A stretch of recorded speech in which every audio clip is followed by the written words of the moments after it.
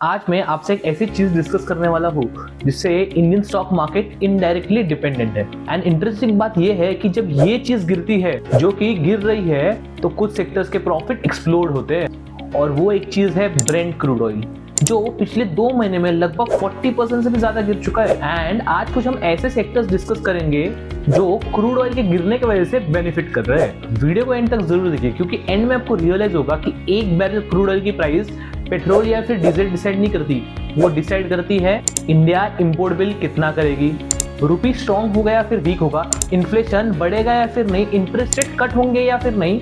And ये सारा brand crude oil के प्राइसेस पे डिपेंड होता है। मार्केट में कुछ ऐसे भी सेक्टर्स है जिसके profit margins brand crude oil के प्राइसेस पे डिपेंड करता है। आपको कुछ बेसिक सेक्टर्स तो पता ही होंगे जो मैं भी आज कवर करूंगा, लेकिन कुछ ऐसे सेक्टर्स भी है जो किसी के शायद नजर में ही नहीं आ रहे। इंडिया वर्ल्ड का सेकेंड लार्जेस्ट ऑयल कंज्यूमर है एंड इंडिया अपनी रिक्वायरमेंट का लगभग 85 से 89% इंपोर्ट कर रहा है। अब एक इंटरेस्टिंग बात सुनो, इकोनॉमिक्स एस्टिमेट करते हैं कि जब ब्रेंट क्रूड ऑयल का प्राइसेस इंक्रीज होता है तो वो इंडियन इकोनॉमी को हैम्पर होता है। अगर मैं सिंपल लैंग्वेज समझाऊं तो क्रूड ऑयल नीचे मतलब डॉलर की डिमांड नीचे, एंड इंडिया का इंपोर्ट बिल भी नीचे, एंड इंडिया का इन्फ्लेशन जो कि बढ़ रहा है वो भी कूलर होना चालू हो जाएगा। एंड इससे इंडियन इकोनॉमी को थोड़ा रिलीफ मिल जाएगा।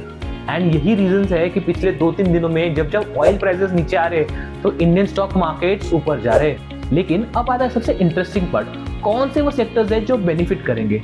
एंड सबसे पहला नंबर पे आता है एविएशन सेक्टर। एंड हॉनेस्टली मुझे लग रहा है कि काफी इन्वेस्टर्स है जो इसको अंडर एस्टिमेट कर रहे हैं। एक एयरलाइन की सबसे बड़ी कॉस्ट क्या होती है? एयरक्राफ्ट, पायलट्स, एयरपोर्ट चार्जेस नहीं, वो होती है fuel, aviation turbine fuel. Aviation के कॉस्ट स्ट्रक्चर का ये एक मैसिव पार्ट होता है। अब सोचिए, अगर क्रूड ऑयल प्राइसेस ही नीचे आ जाए तो ऑपरेटिंग प्रॉफिट्स पे कितना इम्पैक्ट हो सकता है। एंड इसी वजह से अगर क्रूड ऑयल प्राइसेस सस्टेनेबली नीचे आ रहे हैं तो एयरलाइंस जैसे इंटरग्लोब एविएशन एंड कुछ हद तक स्पाइस जेट को डायरेक्ट बेनिफिट हो सकता है। ये कंपनीज अपने प्रॉफिट मार्जिन एक्सटेंड कर सकते हैं। एंड कहीं ना कहीं यही रीजन है कि पिछले 2-3 दिनों से इंडिगो एंड स्पाइस जेट के शेयर्स भाग रहे हैं। अब सेकंड नंबर पे एक ऐसा सेक्टर आता है जिसका क्रूड ऑयल के साथ कनेक्शन बहुत कम लोग समझ पाते हैं, जो कि है पेंट इंडस्ट्री। जब भी हम एशियन पेंट्स या फिर बर्जर पेंट्स के बारे में सोचते हैं तब हम रियल एस्टेट, हाउसिंग डिमांड या फिर फेस्टिवल सीजन के बारे में सोचते हैं। लेकिन ये कंपनीज के काफी प्रोडक्ट्स पेट्रोलियम डेरिवेटिव प्रोडक्ट्स से लिंक होते हैं। मतलब अगर क्रूड ऑयल प्राइसेस नीचे आ रहे हैं तो रॉ मटेरियल कॉस्ट भी नीचे आ रहा है। एंड जब मेरा रॉ मटेरियल कॉस्ट नीचे आता है तो मेरा ऑपरेटिंग प्रॉफिट इंक्रीज होता है।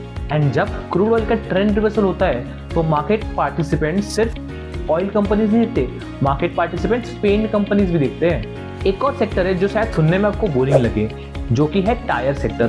सीएट, अपोलो टायर्स, एमआरएफ जैसे कंपनीज सिंथेटिक रबर का यूज करते हैं एंड कई पेट्रोलियम लिंक केमिकल्स यूज करते हैं। जब क्रूड ऑयल प्राइसेस नीचे आता है तब इनका भी रॉ मटेरियल कॉस्ट नीचे आता है, और जब इनपुट कॉस्ट कम होती है तो प्रॉफिट इंक्रीज होने के चांसेस बढ़ जाते हैं। लेकिन अब मैं तुमको उस सेक्टर्स की बात बता रहा हूँ जहाँ पे क्रूड ऑयल डायरेक्टली इंपैक्ट करते हैं। मेरे हिसाब से असली अपॉर्चुनिटी वहां पर नहीं है जहाँ पे क्रूड ऑयल डायरेक्टली इंपैक्ट कर रहा है। असली अपॉर्चुनिटी वहां पर है जहाँ पे क्रूड ऑयल इनडायरेक्टली अफेक्ट कर रहा है। सोचिए, अगर क्रूड ऑयल नीचे आएगा तो इंडिया का इन्फ्लेशन नीचे आएगा, एंड अगर इंडिया का इन्फ्लेशन नीचे आ रहा है तो आरबीआई पे इंटरेस्ट रेट बढ़ाने का प्रेशर कम हो जाएगा।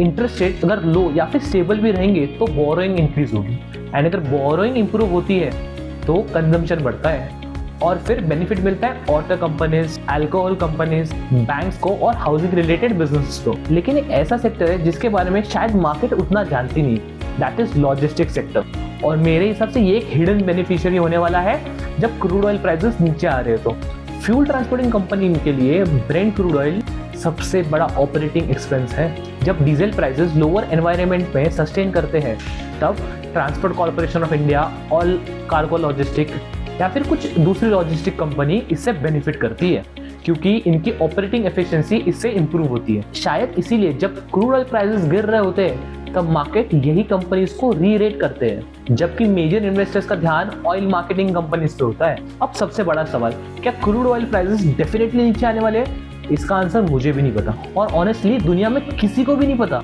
लेकिन मुझे इतना बात तो जरूर पता है कि इंडिया जैसे कंट्री के लिए क्रूड ऑयल प्राइसेस को इग्नोर करना लगभग इम्पॉसिबल है, क्योंकि जैसे मैंने स्टार्टिंग में कहा, जब क्रूड ऑयल प्राइसेस गिरता है तो इंपोर्ट बिल सस्ता होता है, इन्फ्लेशन नीचे आता है, डॉलर वीक होता है, एंड कॉर्पोरेट मार्जिन भी इंप्रूव होते हैं एंड कुछ सेक्टर्स की अर्निंग्स तो एक्सपेक्टेशन से भी ज़्यादा चेंज हो जाती है एंड शायद इसीलिए कभी कभी सबसे बड़ी अपॉर्चुनिटी कोई कंपनी की बैलेंस शीट स्टडी करने में नहीं होती बल्कि एक कमोडिटी के प्राइसेस को ट्रैक करने में भी हो सकती है। अब मेरा आपसे एक सवाल है, अगर क्रूड ऑयल प्राइसेस $60 के आसपास आ जाता है तो आपके हिसाब से सबसे बड़ा विनर कौन होगा?